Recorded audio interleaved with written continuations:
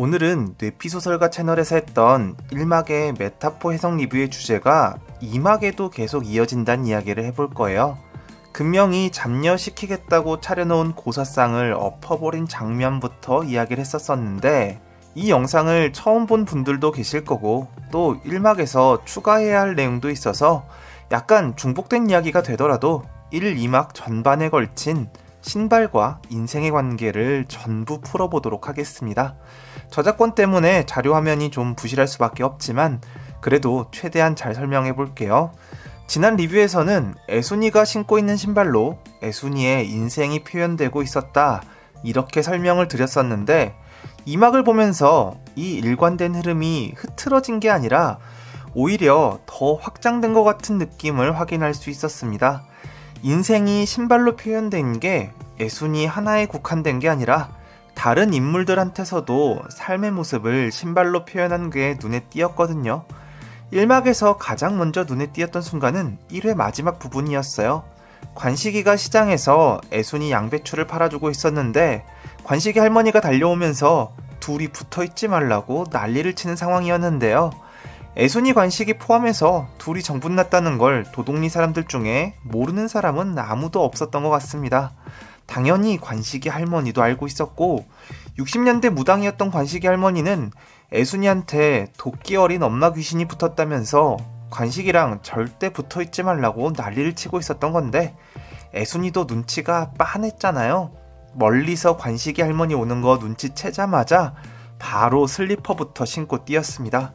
이어지는 장면에서 그렇게 황급히 도망간 애순이가 시장 구석에 쪼그리고 앉아 있었는데 관식이가 운동화를 들고 와서 신겨줬죠. 그리고 관식이는 애순이가 신고 간 슬리퍼를 들고 애순이와 함께 집으로 돌아갔습니다. 애순이의 슬리퍼는 일명 식모라는 고단한 인생을 의미하고 관식이가 신겨준 운동화는 식모가 아닌 애순이 그녀 자신으로의 인생을 의미하는 거였어요. 이어지는 장면들에서 나온 애순이의 신발들을 보면 계속해서 이런 의미로 사용됐다는 것을 확인할 수 있습니다. 애순이가 금명이 잡녀시키겠단 말에 고사상을 엎어버렸던 바로 그때 관식이 할머니가 갑자기 애순이 불러서 절을 하라고 했는데 해맑게 나온 애순이는 그게 금명이를 잡녀시키려고 고사를 지내라는 말이란 걸 몰랐던 거죠. 어리 빠진 얼굴로 애순이가 마루에 올라가는데 이때 애순이가 신고 있었던 신발이 식모를 상징하는 슬리퍼였습니다. 여기에 숨겨진 또 하나의 미장센, 바로 돛돌이죠. 애순이는 넋이 나가서 돛돌 위에 슬리퍼를 벗어놓고 올라가는데 관식이 할머니가 그 신발을 다시 정리하면서 돛돌 밑에 정리해놓는 걸 확인할 수 있어요. 금명의 신발도 돛돌 아래 놓여 있었는데요. 전통 한옥에서 돛돌이라는 건 마당에서 마루로 올라가는 계단 역할만 하는 게 아니었습니다. 조선시대부터 내려온 관습에 돛돌은 집안의 위계를 상징하는 물건이었어요. 그래서 돛돌에 여자의 신발을 올려놓는 것이 위계 질서를 해치고 예의에 어긋난다고 여겨졌던 거죠. 애순이의 식모 슬리퍼를 정리해서 돛돌 아래 내려놓는 관식이 할머니의 이 작은 행동 하나로 관식이 할머니가 얼마나 옛날 관습에 얽매여 있는 사람인지를 보여줬던 거였습니다. 이 다음에 이어지는 상황과 미장센을 보면 그런 서브텍스트가 있었다는 게 더욱 확실하게 느껴지는데요. 난리가 난 통에 관식이 엄마가 애순이 뺨을 때렸고 그걸 관식이가 보게 됐잖아요. 관식이는 며느리 살러 온 게 아니라며 애순이의 손을 잡고 집에서 나온 건데 이때 애순이를 맨발로 데리고 나가거든요.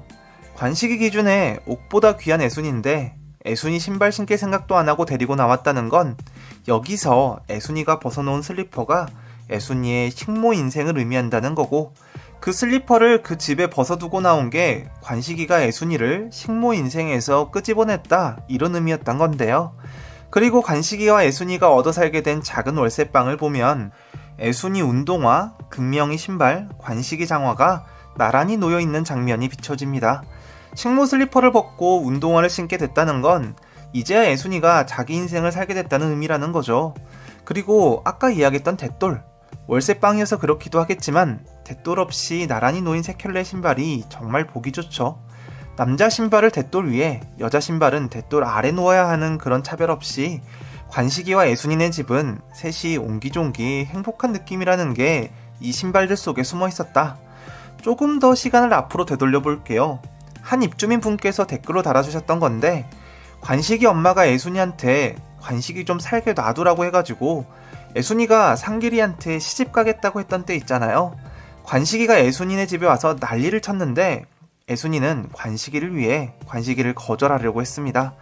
그 밤 유채꽃밭에서 관식이가 부산에서 엄마 몰래 돌반지를 팔아 마련한 가락지를 던져버리며 관식이의 청혼을 거절했는데요.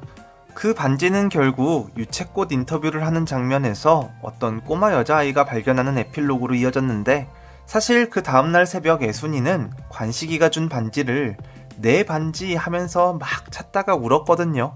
이때도 화면이 애처럼 주저앉아 엉엉 우는 애순이의 신발을 비춰주는데, 애순이는 흑투성이가 된 운동화를 신고 발을 동동거리고 있었습니다. 그렇게 찾을 거면 조금 살살이나 던지지, 어디가 어딘지 도무지 구분이 되지 않는 유채꽃밭 안에서 애순이는 자기 첫사랑을 그리도 꺽꺽 울면서 찾고 있었는데요. 흑투성이가 된 애순이의 운동화가 자기 마음을 접고 억지로 상길이에게 시집가려고 하는 애순이의 인생을 상징적으로 표현하고 있었습니다. 이 당시 애순이의 삶이 진흙투성이의 현실에 뒹굴렀다는 걸 의미하는 거였죠.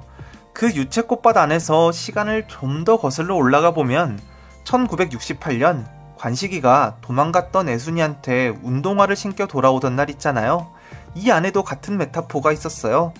유채꽃밭을 걸으면서 맨날 뭘 먹이기만 하고 꼬시질 않는다고 툴툴대는 애순이와 애순이가 뭔 말을 하는지 귀에 하나도 안 들리고 반딱이는 입술만 보여서 사람이 사라지지 않는다던 관식이, 허구한 날 주둥이가 반딱대는 이유는 이미 14살부터 고백받을 준비를 마쳤던 애순이의 마음이었다는 걸 무쇠 같은 관식이는 무려 4년이 지나서야 알게 됐습니다. 그렇게 18 애순이와 19 관식이의 흐드러지게 핀 유채꽃 향기만큼 달았던 첫 키스가 시작됐는데요. 화면이 애순이의 꼭진 주먹에 이어 애순이의 슬리퍼를 움켜쥐고 어쩔 줄 몰라 하는 관식이의 손을 비췄습니다. 관식이가 애순이의 슬리퍼를 꽉 쥐었다는 것, 그건 바로 애순이의 식모 인생을 관식이가 들고 가겠다는 의미였던 거죠. 슬리퍼가 식모 인생이라는 게 이 막에서도 이어지는데요. 애순이가 부계장이 돼가지고 풍기 단속을 나섰을 때 상길이 안에 영란이의 도주를 도와준 적이 있었잖아요. 이때 영란이 떨어뜨리고 간 신발 한 짝을 상길이가 주워가지고 봤는데 이걸로 뭔가 큰 난리가 날까봐 살짝 걱정했었거든요. 근데 이게 별 문제가 되지 않고 지나갔습니다. 다시 생각해보니 이게 별 문제 없이 지나간 것마저도 캐릭터에 대한 소름 돋는 디테일이란 생각이 들더라고요. 상길이 놈은 남봉꾼이었잖아요. 개장 투표를 할 때도 부동산 미수기를 건드려서 낙마하고 말았는데 이런 건 타고난 습성이죠.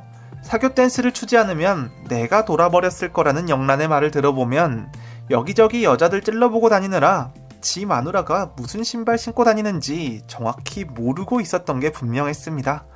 그러니 신발 보고도 그냥 뭔가 낯익다? 이 정도 생각만 하고 나중에 비슷한 신발 집에 있는 거 보고 그런가 보다 했던 거겠죠. 이때도 식모 인생을 의미하는 슬리퍼가 등장했습니다. 신발 한 짝을 잃어버린 영란이에게 애순이가 내준 슬리퍼가 하필 이거였잖아요. 관식이가 맨발로 끌고 나온 덕분에 애순이는 더 이상 식모 인생을 살진 않았지만 박영란은 상길이 아내로 살면서 식모 인생에서 벗어나지 못했다는 걸 상징적으로 보여주는 장면이었어요. 신발이 인생을 표현했던 장면들 중에 가장 가슴 아픈 순간이 막내 동명이를 잃은 장면이었습니다. 정말 눈 깜짝할 사이에 벌어진 비극이었어요. 지금까지 신발은 인생을 의미한다고 했죠. 어렵게 찾은 동명이는 이미 싸늘하게 식어 있었고 그런 동명이를 끌어안은 애순이의 모습 뒤로 신발이 사라져버린 동명이의 맨발이 비춰졌습니다. 사라져버린 신발로 동명이의 삶이 더 이상 이승에 존재하지 않는다는 걸 표현하는 듯 했는데요. 처음으로 무너져 내린 무쇠. 아이를 잃은 아비의 울음은 파도를 덮어버릴 정도의 슬픔이었어요. 이런 슬픔을 이겨내고 또 살면 사라지는 게 인생이었습니다.